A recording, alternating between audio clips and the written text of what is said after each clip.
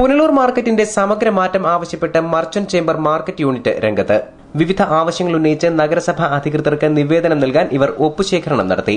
മാർക്കറ്റിലെ പൂട്ടിക്കിടക്കുന്ന comfort station പുനർനിർമ്മിക്കുക, മാർക്കറ്റിൽ high mast light സ്ഥാപിക്കുക, സാമൂഹ്യവിരുദ്ധ ശല്യവും കള്ളന്മാരുടെ ശല്യവും കന്നുകാലി ശല്യവും തടയാൻ നടപടി സ്വീകരിക്കുക, മാർക്കറ്റിന് പുറത്തെ അനധികൃത കോഴി, മത്സ്യം, മാംസം, നാരങ്ങ എന്നിവയുടെ കച്ചവടം അവസാനിപ്പിക്കുക, മാർക്കറ്റിലെ അടിസ്ഥാന സൌകര്യങ്ങൾ വർദ്ധിപ്പിക്കുക എന്നീ ആവശ്യങ്ങൾ ഉന്നയിച്ചാണ് നഗരസഭയ്ക്ക് നിവേദനം നൽകുന്നത്.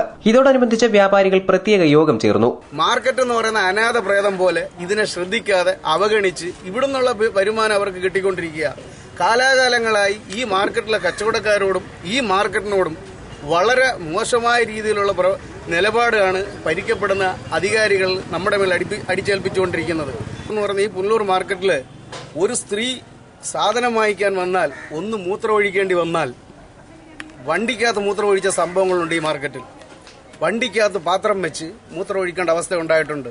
ഇതിനകത്ത് കച്ചവടം ചെയ്യുന്ന 100 കച്ചവടക്കാരും അതിൽ കൂടെ നിൽക്കുന്ന തൊഴിലാളികളും ലോഡിങ്ങുകാര്, അൺലോഡിങ്ങുകാര്, മറ്റനവധി ഒരുപാട് പേര് ദിനം ഇതിനകത്ത് വന്നു പോകുന്ന 500 പേരിൽ പുറത്തുള്ള ആൾക്കാർ നിത്യവൃത്തി കഴിക്കണമെങ്കിൽ ഇതിനകത്തുനിന്ന് അവരവരുടെ വീട്ടിൽ പോയി സാധിക്കേണ്ട ഒരു അവസ്ഥയുണ്ട്. അതുപോലെ തന്നെ കന്നാലികൾ ഒന്നുമില്ലാത്ത രീതിയിൽ 1 കിലോ ഉരുളക്കിഴങ്ങ് കഴിക്കേണ്ടിടത്ത് 1 ചാക്ക് പിഴുങ്ങുന്ന കന്നാലി, 1 ചാക്ക് കിഴങ്ങ് അതിന്റെ വായിൽ കയറി പോകുന്ന തരത്തിലുള്ള കന്നാലികളാണ് കയറി വരുന്നത്. യൂണിറ്റ് പ്രസിഡന്റ് എസ് നൌഷറുദ്ദീന്റെ അധ്യക്ഷതയിൽ ചേർന്ന യോഗത്തിൽ general secretary PC Kuriakose, B Shihas, Navas എന്നിവർ സംസാരിച്ചു.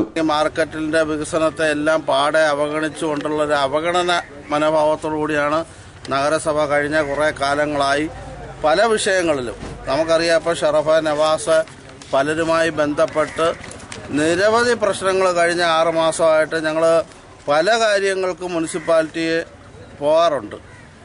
ചെന്ന് പരാതി കൊടുക്കുകയും പല കാര്യങ്ങൾ പറയുകയൊക്കെ ചെയ്യുമെങ്കിലും അതിലൊന്നും നമുക്കൊരു ക്രിയാത്മകമായ ഒരു നടപടിക്രമവും പുനലൂർ നഗരസഭയുടെ ഭാഗത്തു നിന്ന് ഇതുവരെ ഉണ്ടായിട്ടില്ല. News bureau, Punalur.